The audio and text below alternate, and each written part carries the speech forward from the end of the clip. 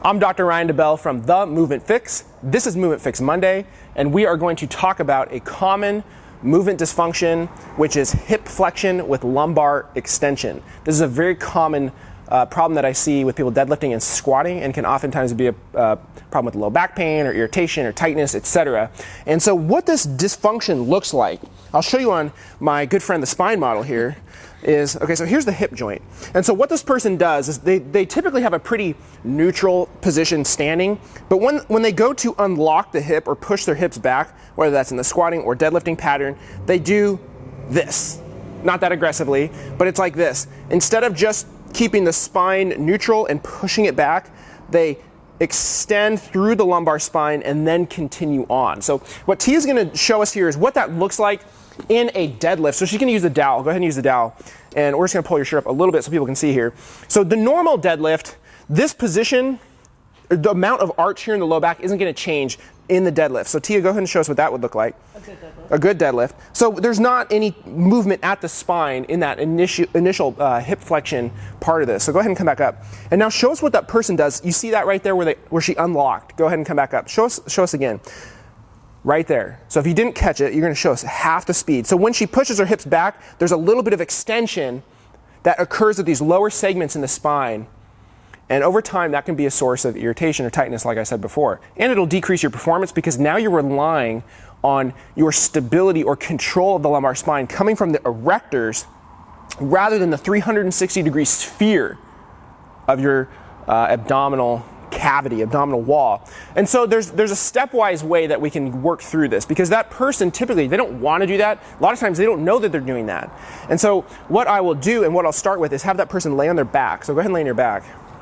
We have to think about reprogramming how they think about hip flexion, because they cannot distinguish hip flexion from lumbar spine extension. They don't know how to break those movements apart. They don't know how to do movement differentiation. And so what we're going to start, actually go ahead and put your feet on the ground. The first thing that I want Tia to do is she's going to crush or put pressure into my fingers with her low back. And then she's going to push into my thumbs here, out into my thumbs, just like that. And so what that helps to do is create a little bit more stability in other ways than just the erectors of the lumbar spine. And then what we need to do here in this non-weight bearing position is just have Tia go from hip flexion to a little bit of hip extension, maintaining the low back against the ground so she can learn what that means and how the hips can move independently from the spine so they don't pull on each other. So we're just going to groove it here a little bit and just make sure that we're able to do that. So this is step one. Step two, Tia is going to go into all four position, kind of like the tactical frog. And so what we're going to do here is we're going to maintain, and turn this way just a little bit. Perfect. We're going to maintain this low back position here while she takes her butt towards her heels. And we're going to make sure that that arching doesn't happen. So she has to really focus here to make sure there's no arching. So come back up, or no arching from neutral. Show us what it would look like in the person who does this. They would initiate the butt going back by extending, and you can see the tone in these muscles here. So come back up. So we want to make sure that we do some reps here where we are not getting movement in the spine as the butt goes towards the heels. So we're breaking up hip flexion from lumbar extension.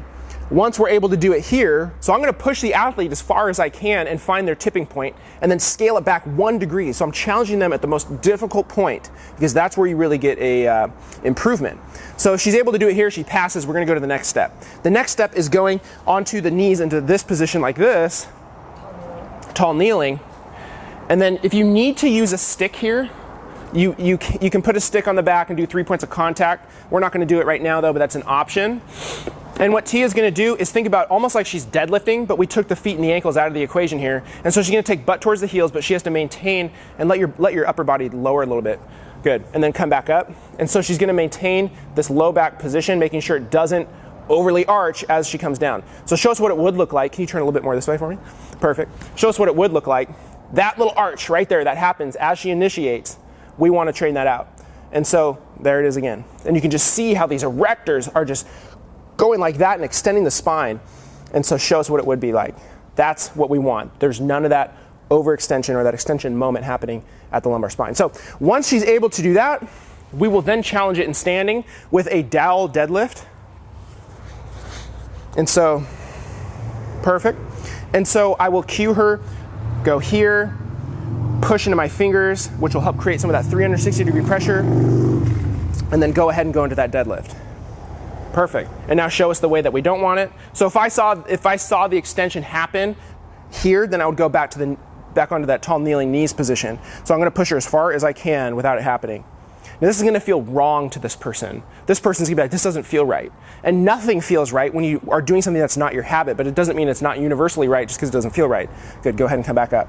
And so once we can do it with the dowel, we can approach an actual barbell and try to set up on the barbell and just see what that's like. And we're going to go light, because when you're learning a new way of moving, you cannot go heavy, you cannot go fast. You have to put a lot of conscious effort into doing it the new way.